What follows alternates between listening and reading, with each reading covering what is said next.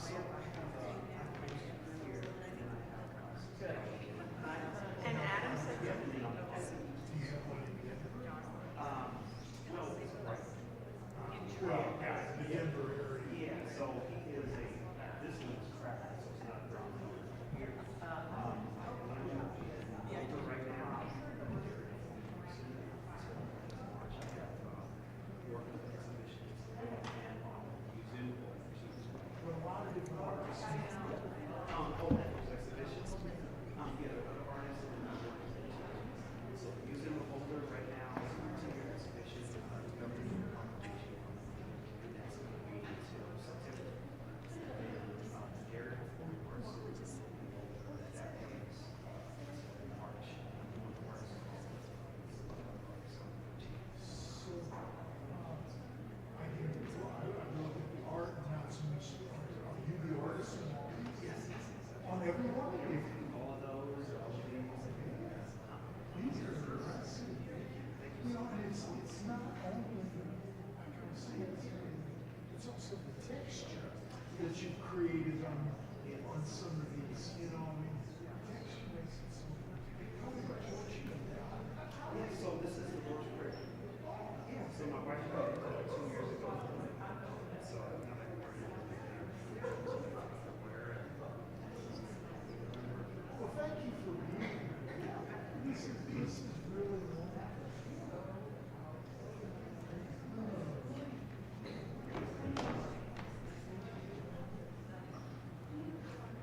Yes, I sure do. And I have cards.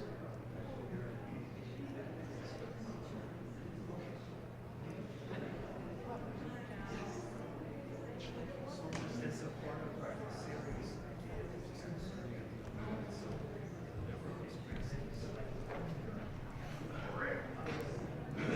I gotta say, we're gonna try to ride.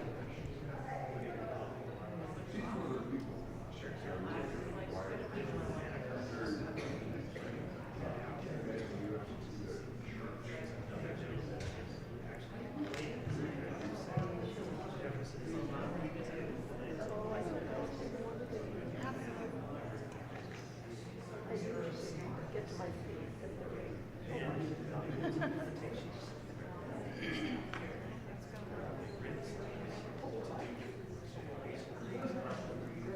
Well, those are better than what we have tonight.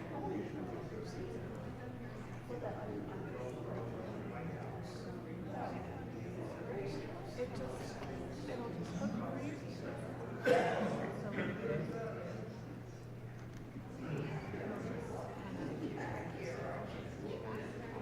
I just right up over your ear. And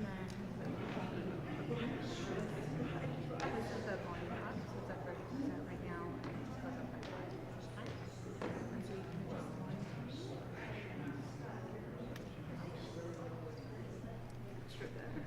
oh, that's for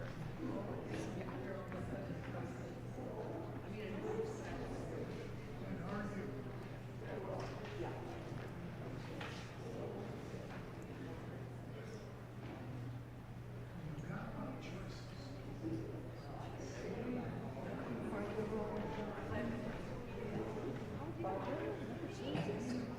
Zipping along and not even choosing anything.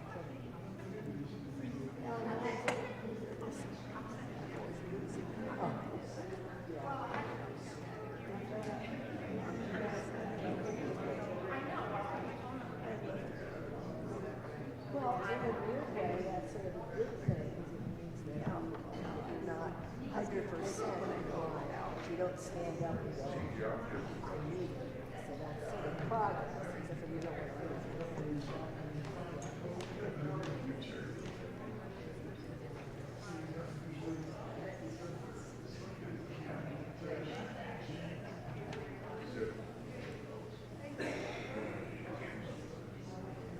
Everybody, how are you? Good?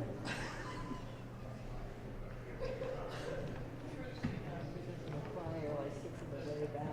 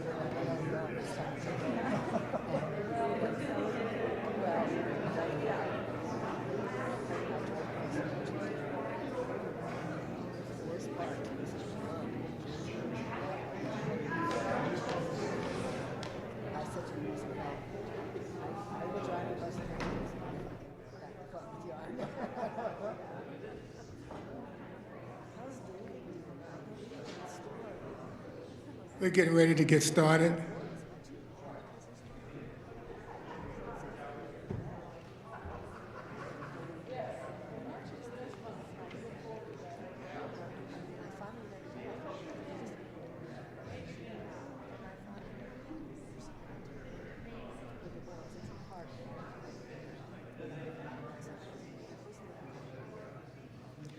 Good morning, and welcome to Montview Boulevard Presbyterian Church, located in Park Hill, Denver, Colorado. My name is Malcolm, and on behalf of the Adult Faith Formation, we present this month with the spirituality in the African American arts, exploring the connections. We welcome those who are watching online as well. Hello, Pastor. I know you're watching. Throughout this month, which is Black History Month, we will be presenting and featuring various artists. Today, Dr. Thomas Lockhart. February 9th, Theo Wilson, who is a poet and resident here in Colorado. February 16th, Joe Folke, a singer. And she's performed numerous times here at Montview. And then on February 23rd, Cleo Parker Robinson herself, founder of the Cleo Parker Robinson's dance. And today, we present Dr. Thomas Lockhart. Well, what can I say about him? I've been knowing him for over 25 years in Denver. And he is an internationally acclaimed artist who loves working with many different styles and mediums. He's a self-taught artist who has a background in graphic design, but fine art is his passion. Lockhart has been commissioned to create numerous pieces of public art, and his work has been shown in museums and galleries and festivals across the country. Thomas is part of my family. My brother embraced him many years ago, and I've seen Lockhart do album covers, calendars. In fact, I have one of the calendars here. I wanted to let you know. Here's a calendar that you could purchase for 2025. And he is been on numerous magazines. This one is called the Most Influential Art Magazine. Another one here is Top 60 Master Awards, Art Tour International. And for the month of October, he did the Urban Spectrum cover of Kamala Harris. I think many of you have seen this already. So Thomas is like a brother to me, and I know that he's done work for many of the NFL, NBA, Barack Obama's, I think it's his birthday or something up at Martha Vineyard, Tyler Perry, and many other folks have commissioned him as well. He has work out in Boulder Art Museum, galleries around the country, in Florida, Baltimore, and other places that I don't know about. But we're happy to have Thomas with us today. Thomas, welcome to Montview. Please come.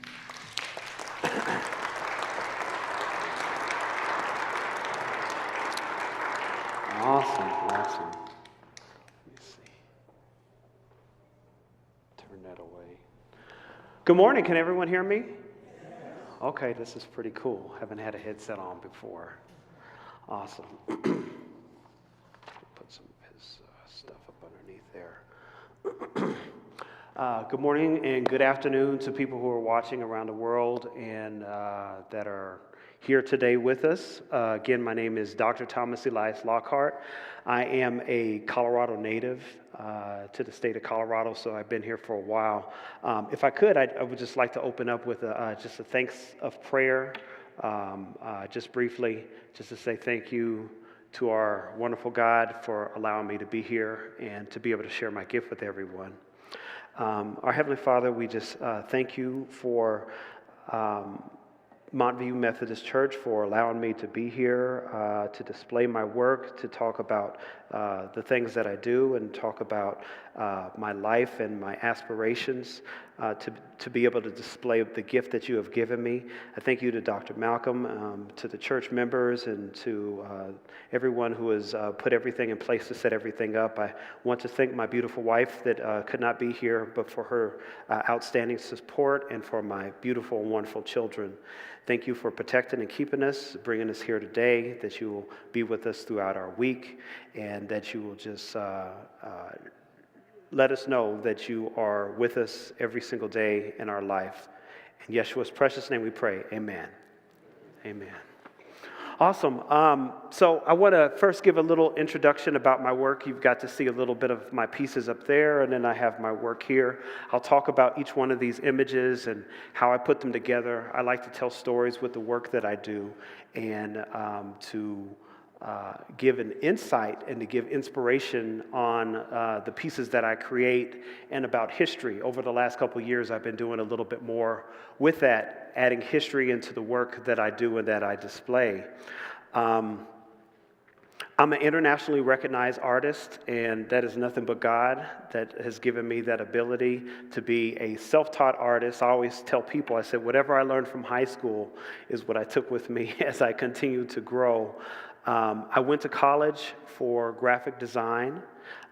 It was one of my passions in high school to be able to do that and be able to create logos and flyers and brochures and ads and things for businesses. But I always had a wonderful and beautiful passion for art. I've been actively painting for about a good 24, 25 years. So back in 2000 is where I really started to want to focus on doing my art on a full-term basis and becoming a professional artist that would be able to be known, that I could travel, that I could build a career and a platform on that people would be able to get to see my work. And over the years, I started with a gallery that was here called Golden Galleries here in Colorado, and he would take my work out, and so it got the ability that people would be able to get to see it all over the country for the time that he did and the travel that he did with his art exhibitions. 2000 was a big pivotal year for me. I remember I was about 24 years old, just turned 49 a couple days ago. So very thankful for another birthday. Thank you so very much. I appreciate it. And thankful for that. Thankful for my kids and my family. I started at a very young age liking art and many different things, especially as your younger family, your grandchildren and children, who love cartoons and everything. So I started painting. If you know Garfield. Garfield was one of my favorite cartoons to draw, just because his amazing personality.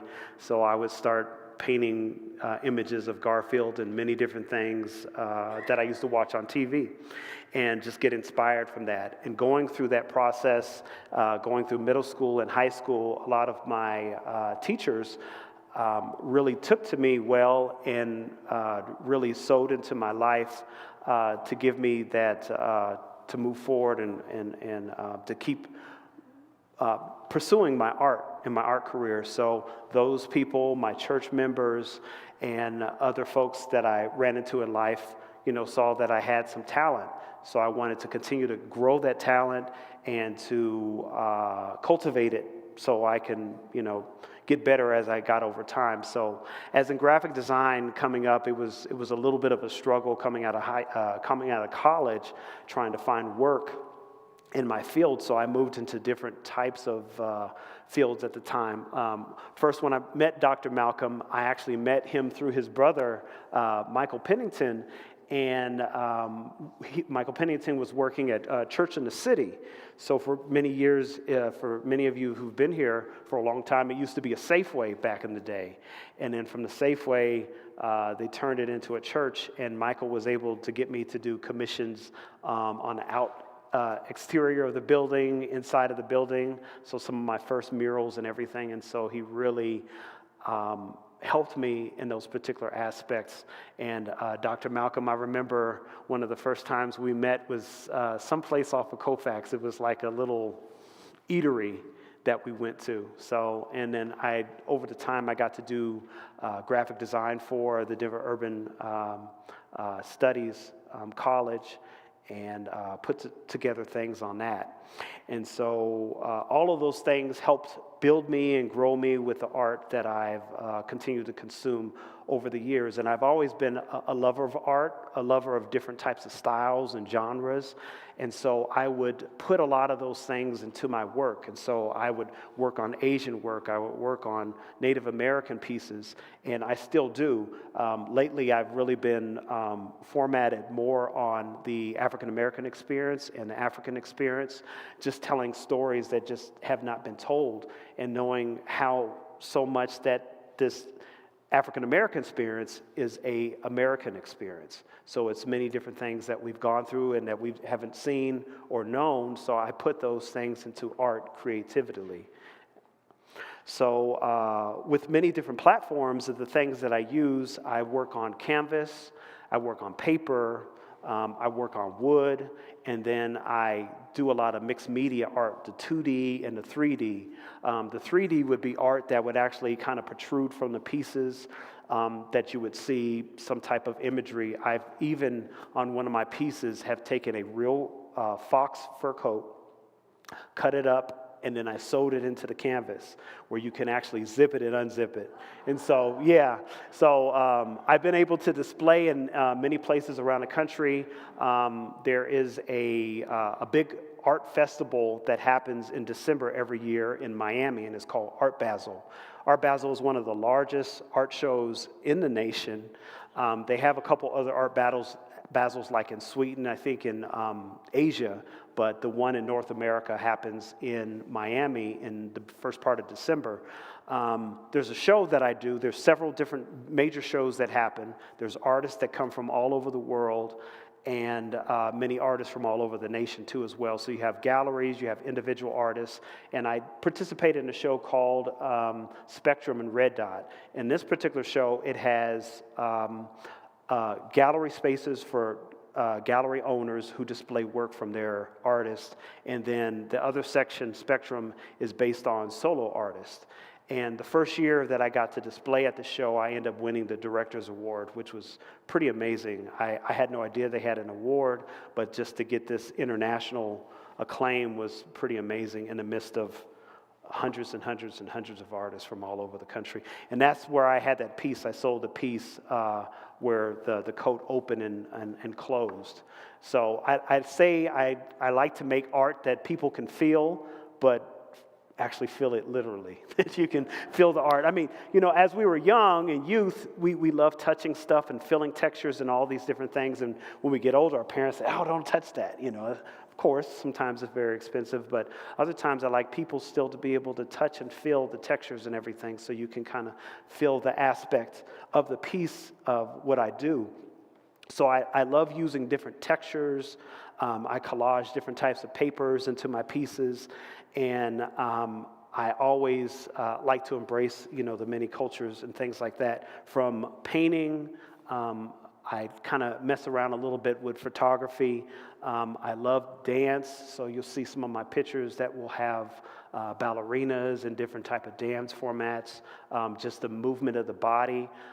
Lately, I got into more of figurative art, so it is based around the human form or the human face. So I love putting those different types of elements within those things too as well. Within putting those things, I love moving with music. So when I first started, I used to listen to a lot of jazz, a lot of those types of things when I was painting. And lately, it's been a lot of YouTube. You know, the world is going crazy, so it's like you're trying to keep up with news and you get it from different formats. So I use those things. I listen to gospel music and many other things that I use to do my work. And I pray over all of my pieces when I start my pieces. So in the process of doing my images, I take whether it be on canvas, on wood, or on paper, I will take the canvas, the white canvas, I'll paint the whole canvas black, And in the midst of me doing that, I'm praying and I'm asking God, I'm asking the Holy Spirit to help work through me, through my mind, that it would be all of Him and none of me as I continue to grow the art, and that the people that get to view the piece, that they will feel, what God put into me. And one of the reasons why I start on a black format is I look in the aspect of how God created the world and how He created us. Because in Jeremiah 29:11, He talks about, I know the plans that I have for you. And if He knows those plans, then He knows the walks of life that we would have in our life, in our daily life, that we would go through. And so He would begin our life and see it to the end, and then go back, and then our life would start. So in the piece and the prospect of an artist usually will take their imagination, whatever they want to see, and they see it at the end, and then they start and they go back at the very beginning, and then they move through that segment until they get to the point that they see a completed, finished piece. So many people ask, how do you know when you're finished with a piece of art? They say, I know I'm finished when I see what I saw at the very beginning. And sometimes through the process, and I'm working on a piece, I'm usually constantly thinking about the image. And so what more could I add to it? How could I put the piece together, influence, and making it work? And I think a lot of my graphic design that I did take kind of helped me a little bit with perspective and different types of things, and design with putting my pieces together. So again, in the process, starting on a black background, why do I create? I create because I want to inspire people. I want to bring a sense of history, a sense of well-being, and art and music and all these other different types of things are actually needed. People say sometimes art may be too expensive, but it is expensive without it in your life. To not be able to have those things to recognize as we come together as community, as we come together, as we work together and we worship and we go through our life, art is all a part of the things that we do. Many times and many years ago, of course, before we had cameras and video and all these other different things, art was the mainstay. You would have people, artisans and craftsmen that would decorate the buildings, and that would put together the history of their native lands and their countries and their concepts through art. And so that's why I look at it now as history, is that the artists that are what they're creating now is going to be for the history and time as we move ahead. And so one of the newest concepts of art that has come over the time has been digital art, which was probably about the next change in the last 200 years, where you have digital artists and concepts who actually do their art on a computer or a digital platform.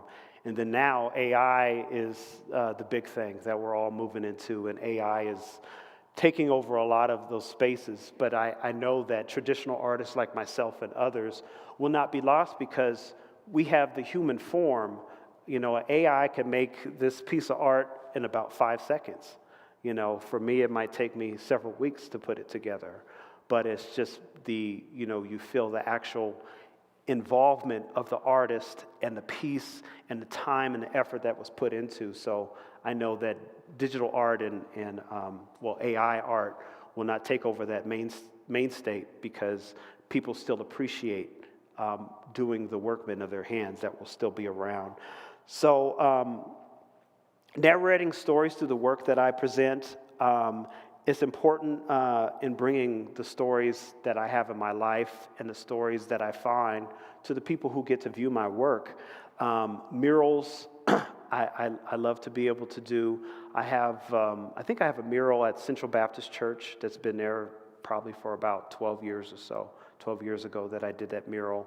My children's school, they go to Vista Peak Elementary and Preparatory School in Aurora, and I did one of my biggest murals was a 40 by 11 foot mural that I did in their gym.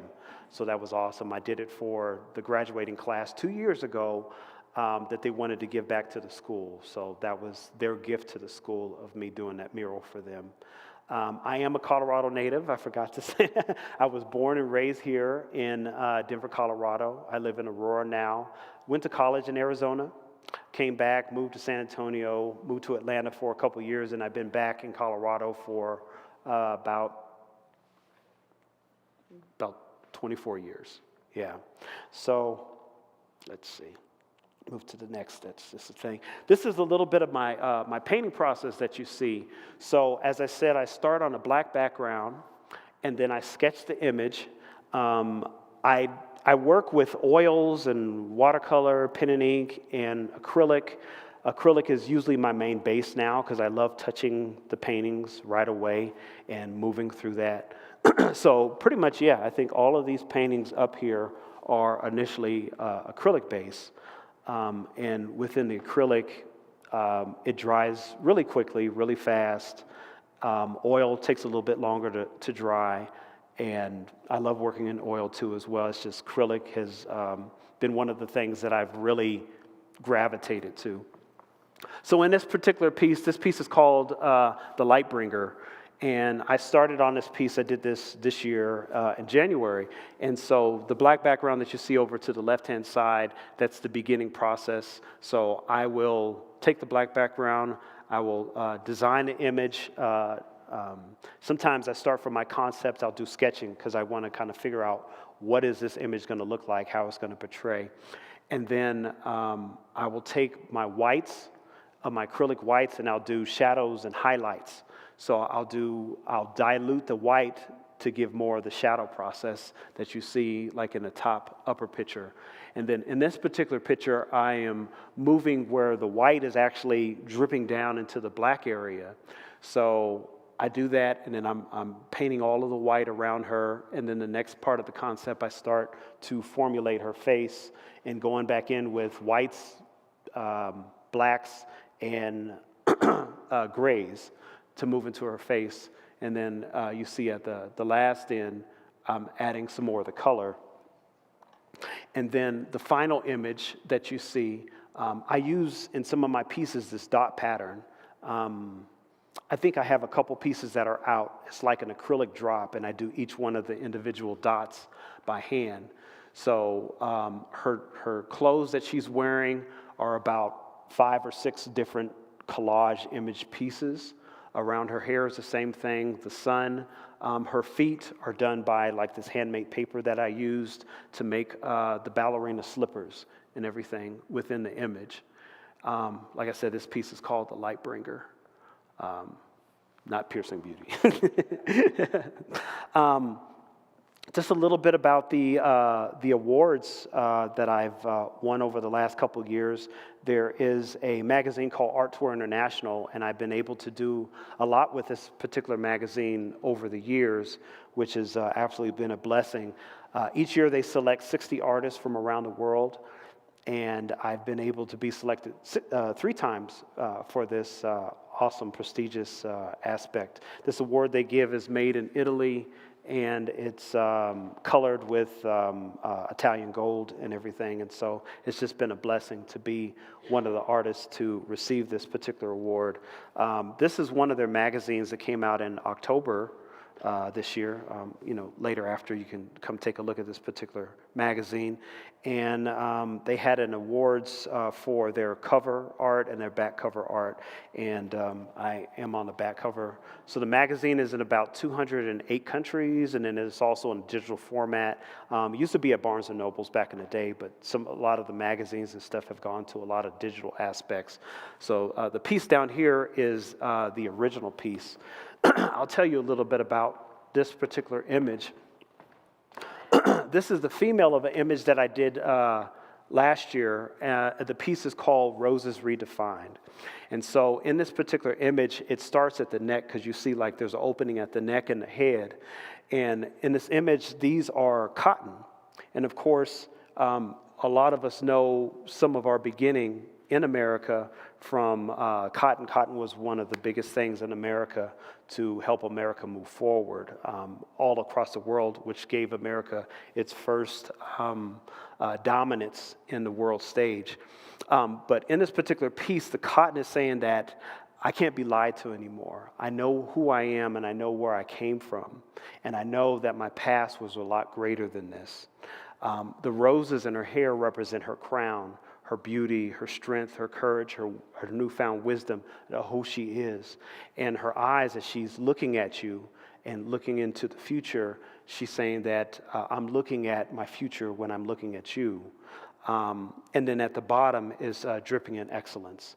So the mixtures of the golds and the whites and the blacks that I use within this image to give this the stunning concept of this image of what I was trying to portray, of seeing this young woman in the midst of whatever struggles or things that she was going through, to see that she has a greater past and also a greater future to come within this piece. And so, like I said, this image all started on a black background, and then everything was built up. I love working with eyes. I do paint a lot of women. I mean, why wouldn't I?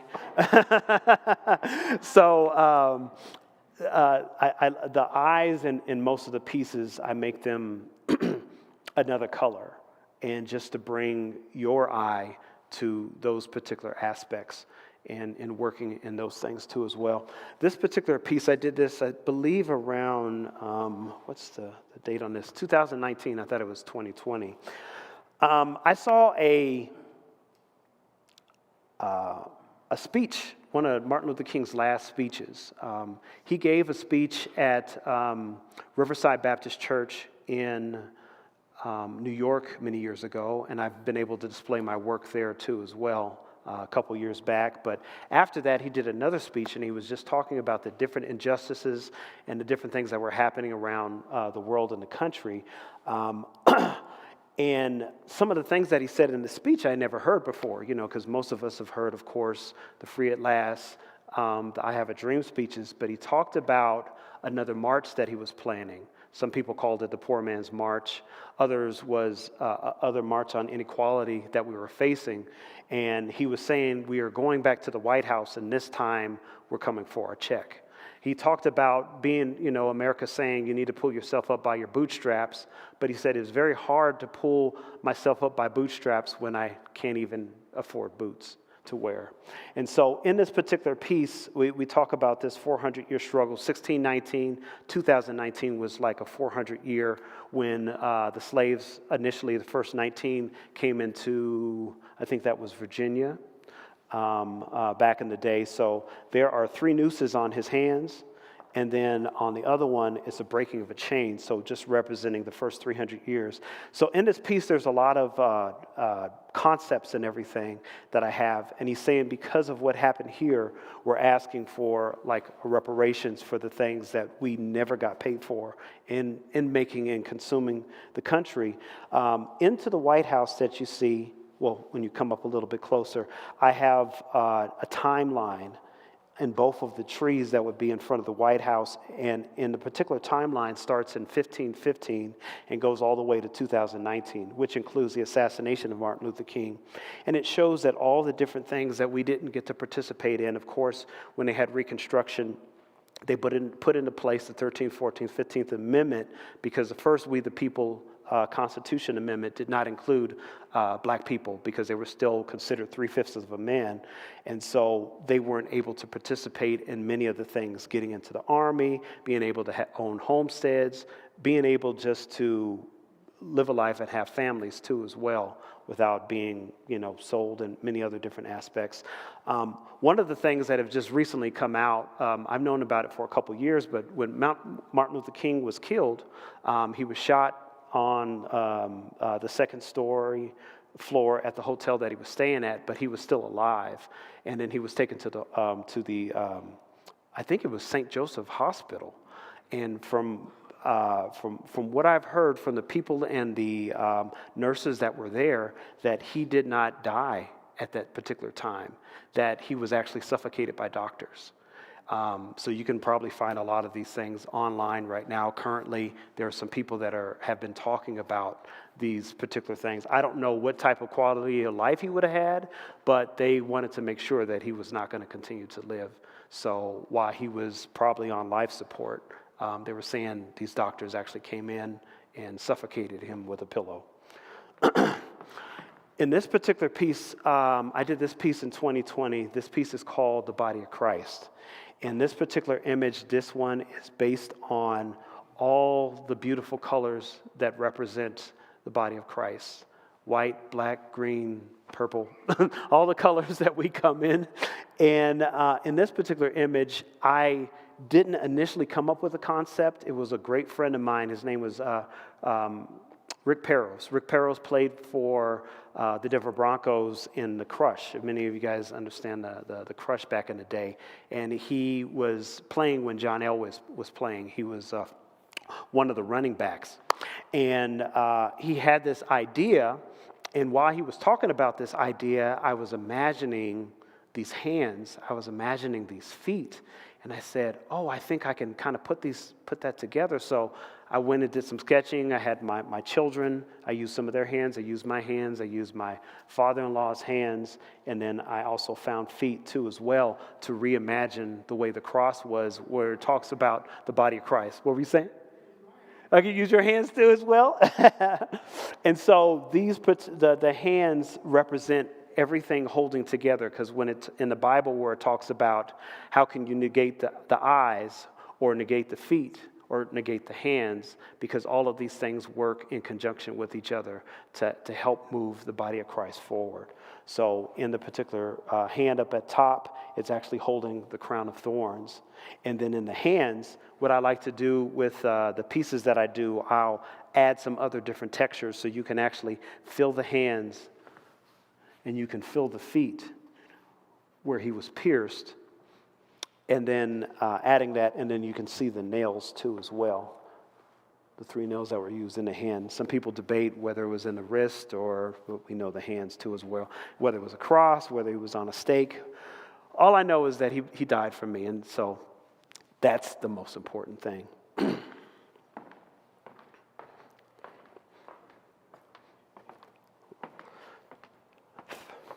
This image right here that I created last year is called Hair Love.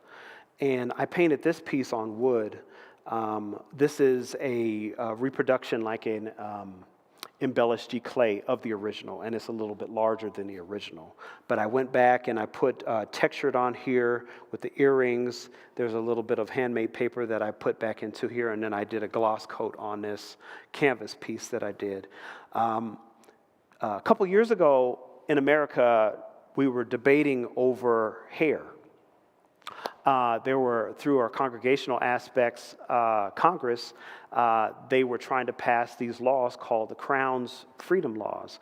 And these particular laws mainly dealt with black people about the way they wear their hair at work, where they're online, and many other different concepts. And so they actually put these laws into place to say that they couldn't, is to be non-discriminated, to be able to wear your hair the way that your hair grows out of your head.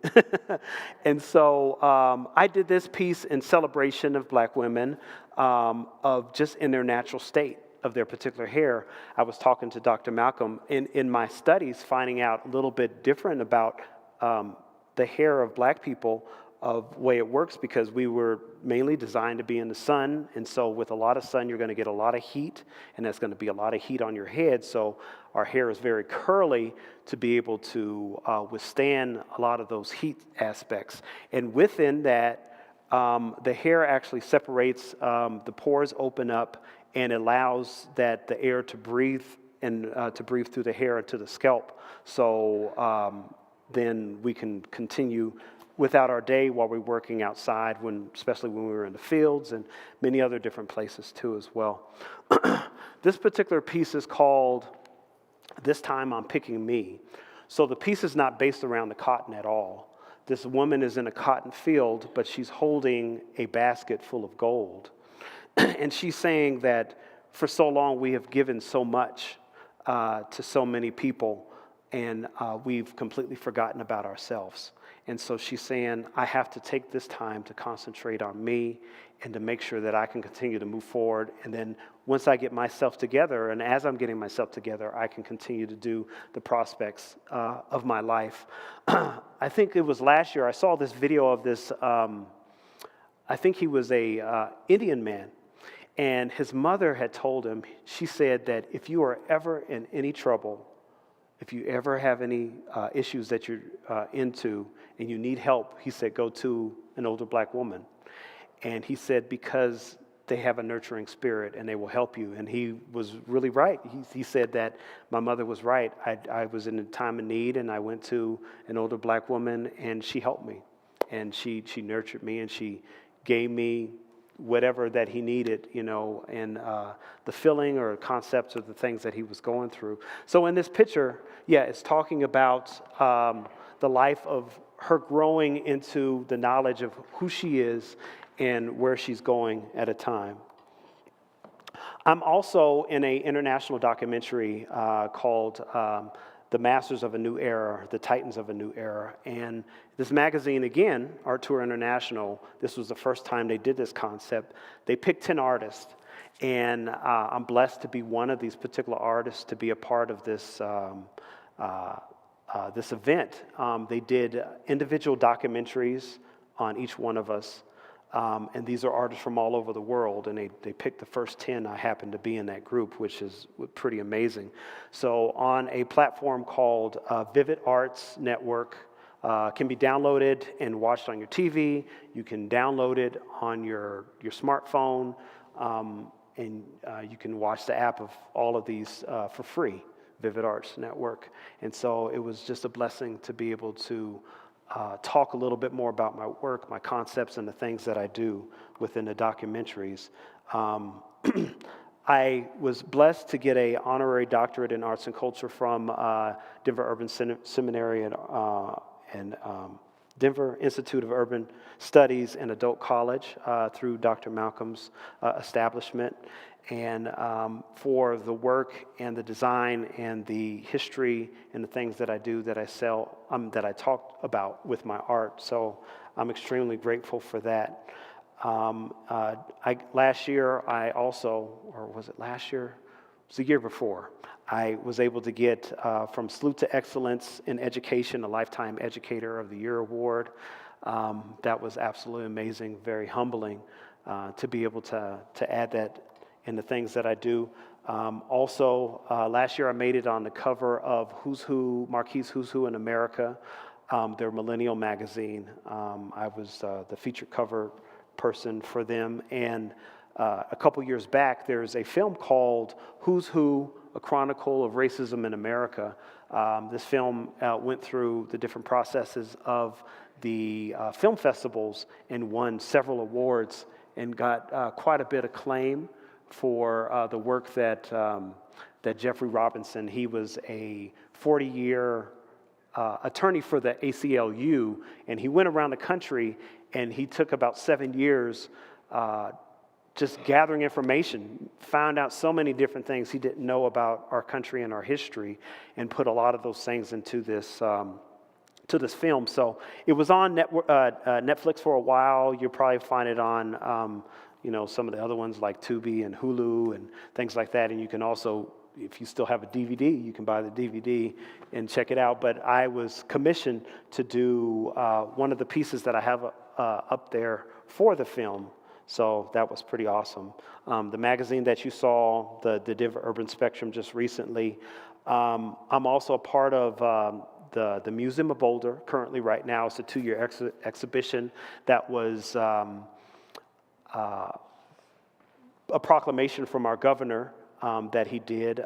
It's talking about the different contributions and different people in Colorado history that contributed to, as the state continued to move forward. So it talks about a lot of different stories. One of the stories that really captivated me there was this one young black gentleman. He made it to the Olympic trials, and it was some type of bike riding Olympic aspect that he was doing. And he had to get to, I think it was Pennsylvania or to Boston. And so didn't have the money, wasn't able to raise the money, and it was just a hard road for him to get there. And he rode his bike most of the way from Colorado all the way to Boston and hitchhiked the rest of the way. And then once he got there to get into the race for the trials for the Olympics, he was so torn up and so tired and broken down from having to ride across the country that he didn't do well, so he wasn't able to make it in. But I remember that was one of the stories, hearing one of the stories. Another story I think they may have is a story based on Cherry Creek. So I don't know if many of you guys know about the beginning of Cherry Creek. Cherry Creek used to be the city dump. They had many other displays that they had there in Cherry Creek, and there was a big black population in the Cherry Creek, where the Cherry Creek neighborhood is now. And so they used to mine for gold over there, and at a particular time they wanted to reconstruct and redo that whole area, so they decided that they didn't want that black population there anymore. So they diverted the Platte River, and they literally flooded them straight out. So they moved that out of that particular place. It was another thing that happened in Central Park in New York. They had a lot of a black population, and they moved them out of there to make room for the park, for everything in the surrounding areas. These are a couple of magazines. There was a magazine called My Black Colorado here for a couple of years, and I was able to make it on the cover of that particular magazine a couple of times. And these are just a couple of images that I have. I do have this one here on display. These are a couple other images that I have. This one that you see here. This one is called We've Come a Long Way. I use a lot of, when I was talking about different techniques and aspects, in her neck, this piece, We've Come a Long Way, is based on this Ghanaian woman. I found this image of this beautiful Ghanaian woman's side profile. Didn't know exactly what I was going to do with it until I decided to do some sketching. And so I came up with the name of We've Come a Long Way, so I decided to stretch her neck. And once I stretched her neck, I put it into water, and she's above the water, so she's rising above her adversities and things that she has. I found this chain. It's actually a real slave chain, and I actually took the chain and did this piece on wood, and the chain goes into the water and up to her neck. I opened the chain up so you can actually see there is the key that's in it, but I locked it so it could never be closed again. So as she understanding and knowing who she really and truly is, she is being able to move forward and to continue on with the sun to her back as she's going through the waves. This is another picture called The Mothership that I did back in 2020, and it just talked a little bit about the transatlantic slave trade. Also talked about our money system, because when Abraham Lincoln was our president, we were still dealing with many different forms of money that were accepted, and we just didn't have the actual dollar that everybody used. And so in the water of this particular piece, there are coins and different dollars and stuff, and it just talked about the commodities, talked about people that were lost during the transatlantic slave trade. There are about 15,000 plus ships that never made it. So many people either jumped over or drowned, or many other different aspects in this. And this is just talking about, in the midst of the storms and the struggles and trials, that she looks like that she's okay, because she knows that one day that her people will be fine. This particular piece, I did this a little bit based around Leonardo da Vinci's Vincius Man, and then also about the Kentucky Derby. So if many of you are familiar with the Kentucky Derby, it started back in 1875, and it had a lot of black riders, a lot of young black riders. So a lot of these riders started out at age, I think, 11 to about 15. And the very first Kentucky Derby, there were about 16 horses, and out of those horses were about 15 of those were young black men. The first Kentucky Derby was won by Lewis. His last name was Lewis. He's over to the top left-hand side that you see. And then these are other riders that raced in the Kentucky Derby. The bottom left-hand corner is an actual picture that they took. They had about 10,000 people that came to the first Kentucky Derby. And at the top right-hand corner was the winner on his horse, a picture that was taken. The man in the middle, his name is Jimmy Winkfield, or James Winkfield. He started off racing, and he was a small young man, in the Kentucky Derby. He also raced in Germany. He raced in Russia. He started making $8 per race for the winnings, his race, to the point where he was making about $1,000 a race. He eventually moved his family to Paris because he was getting a lot of backlash, probably because of the winnings that he had over time. And he won over 2,600 races in his lifetime. One of his great-great-grandchildren also played hockey, too, as well. There's a piece I'm going to do on hockey later on. Hockey came out of Canada, and it was actually started by young black men before it moved to America. So that was another thing that I had no idea about. So there's not many blacks in hockey anymore, but it was started by blacks in Canada, so that was pretty awesome. And then I'll just kind of go through, see if there's anything else. So in my conclusion, when I talk about my next moves and the things that I want to do with my life, I want to do more research. I want to be able to travel, to go to other countries, to talk to people in many different walks of life about who they are, what they do, different stories that they haven't, that many people don't know, and how I can be able to incorporate that in a creative way with the art that I do. Be able to travel and speak, to continue to learn. I love working with young children. I think about a week or so, about 2 weeks from now, I think I'll be talking to a young congregation of students at maybe Northfield High School. And then the end of this month, I'll be going to the Harlem Fine Arts Show, their 17th year. It's in New York. It's in Manhattan, over in Hell's Kitchen at the Glass House, and I'm the featured artist this year, so I'm really excited about that. Just go ahead and I'm going to wrap up right now, and I want to say thank you so much for your time, for your listening, for your aspects, and if you have any questions, I would love to answer your questions now, and we'll be finished with this particular part. So Thank Thomas, you so much, everybody. before we... Yeah.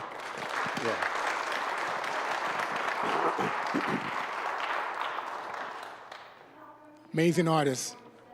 Say that again. Oh.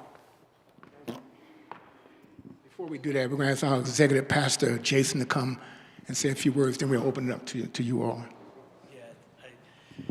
I need to go prepare for worship. I just want to thank you for being here, for launching this new series for us. Yes. Dr. Newton, of course, beautiful work, and more importantly, how grateful we are that you give us some insight and reflection into your artistic process and how spirituality engages that. So we're really honored that you're here. So Yes. Thank you for being here. Thank you for having absolutely. me. I'm Yeah. greatly appreciative. And then some questions, yeah. Thank you. We're now open for questions. Don't everybody raise their hand at the same time? Anyone? John, Stephanie, Diane?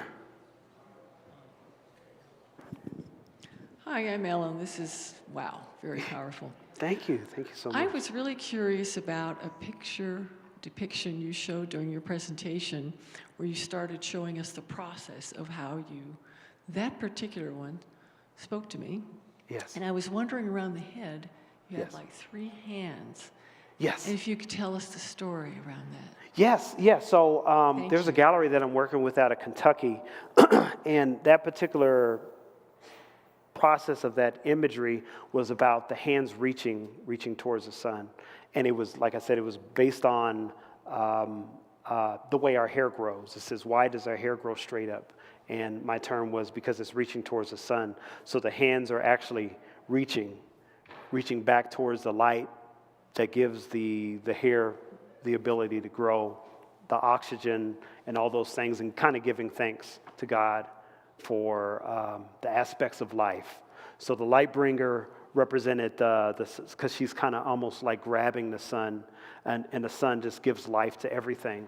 I say that, the Bible talks about that the dark cannot comprehend the light. So there is never an absence of light. It's just when the dark comes in, as soon as the light comes in, you immediately have a different change in situations. Yeah. Thank you. Thank you. Thank you. I think there was a gentleman. Did you have a question?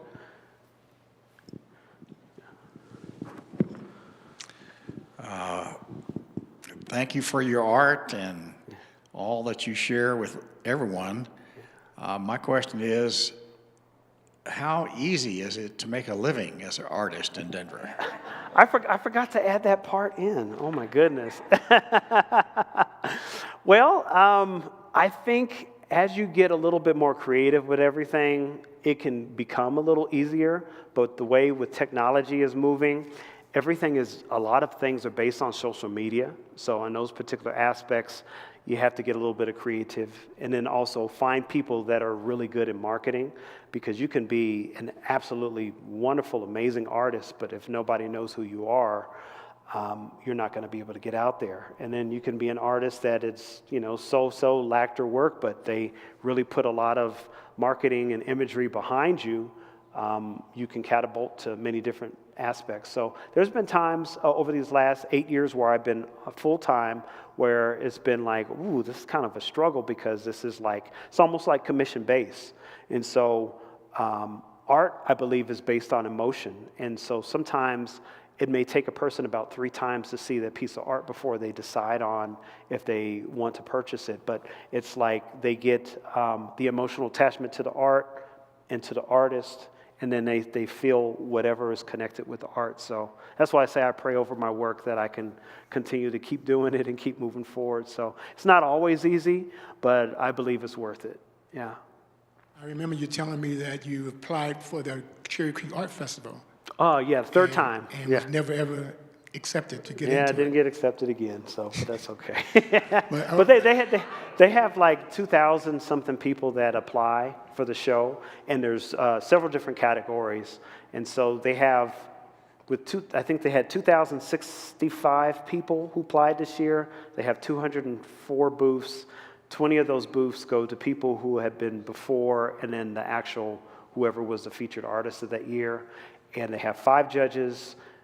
They have so many seconds to look at pieces, and they rate the pieces in their aspect of to be able to move on to the next level. So this year I got to see my rating and where I was, so it was pretty low. So you had to get a 3 or higher to move forward. So 3.4, 3 point something to move forward to the next category. And so I was at a 3. So, And Thomas art is for sale, Yeah. right? Yeah.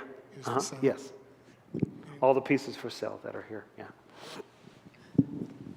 I was just wondering if you could just speak to one thing that really excites you about the future of your art and art in general, and one thing that brings you trepidation.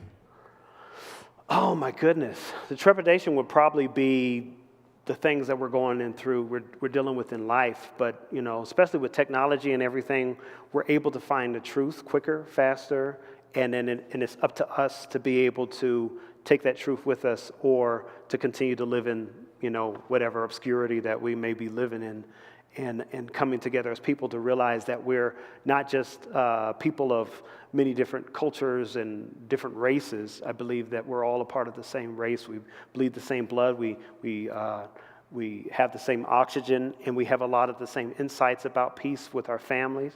And so those are particular types of things and trepidations that I may have over time. But in the technologies and to be able to move with art, we're able to get our processes out further, over a period of time.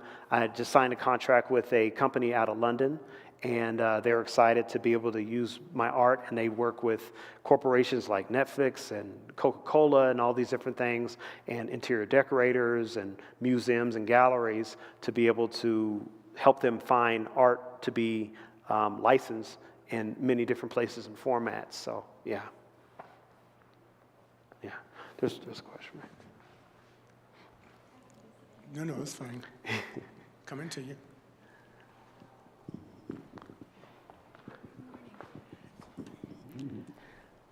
I don't get a sense that your art has any anger, No. but with the history behind it, it's hard to imagine that you can put so much love into it.